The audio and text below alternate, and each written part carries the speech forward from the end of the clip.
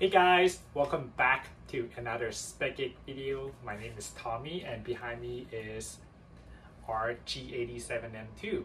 Today we are gonna be doing some DIY on the bottom part right here.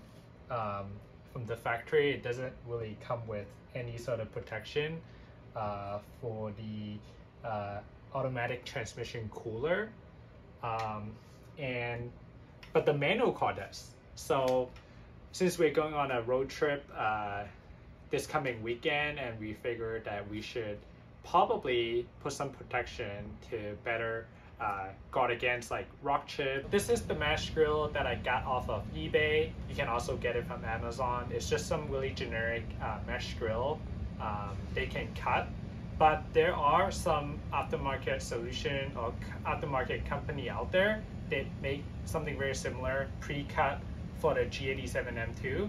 The thing is, that version only works on cars that doesn't have the active cruise control. We're gonna do is to save some costs, and we figure we can DIY something like that pretty easily.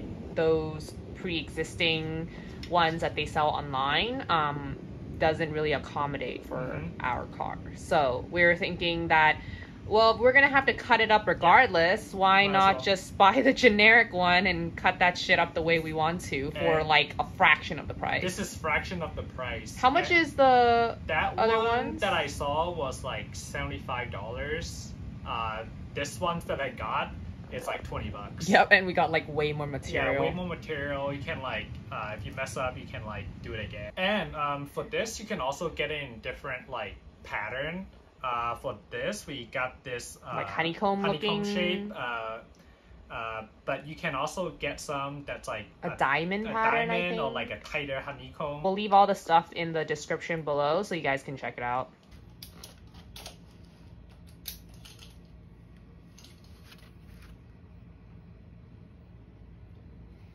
So I did some quick measurement. I think the opening is about like 7 inches tall. It's about six and a half to 7 inches tall, and also.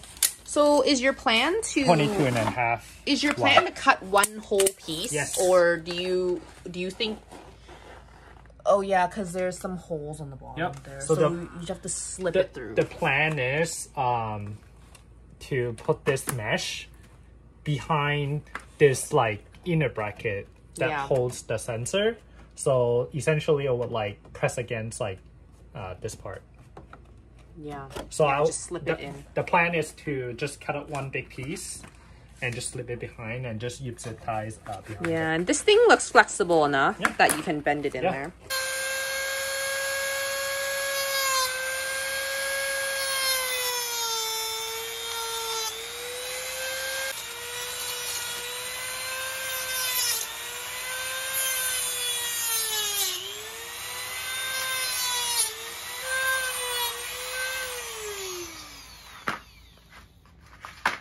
Thanks to Tiffany's help with the Dremel, we are able to cut up kind of like the rough shape of how big it is. Let's see those cuts. Yeah, it's a little bit jagged, so we just took a Dremel to it. And then now you can kind of just like sand it off and clean it up, right? It's not that hard. So after some trial and error, we were able to get it in. And this is actually our original piece that we were cutting to put it in the car. And it is way too tall.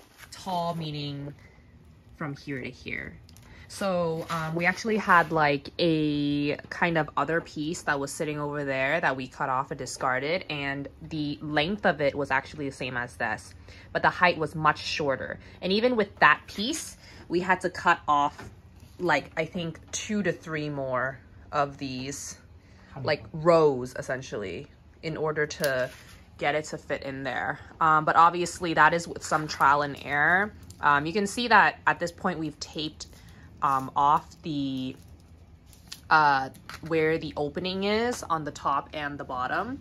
And that is because we realized we were actually scratching up the trims and the paint. This spot in yeah, trying to get this thing in. So if you guys are doing this, just be very aware that because this is very hard plastic and it's hard to bend, it could potentially scratch things up. So just make sure you tape up everything to begin with. And if you think that you cannot slip it in, it is probably because it is too tall.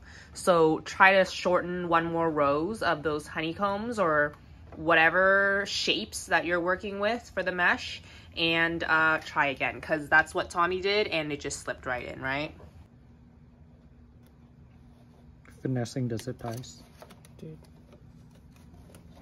It is the next day and I want to show you guys how the mesh look during the daytime, seeing it has much better lighting.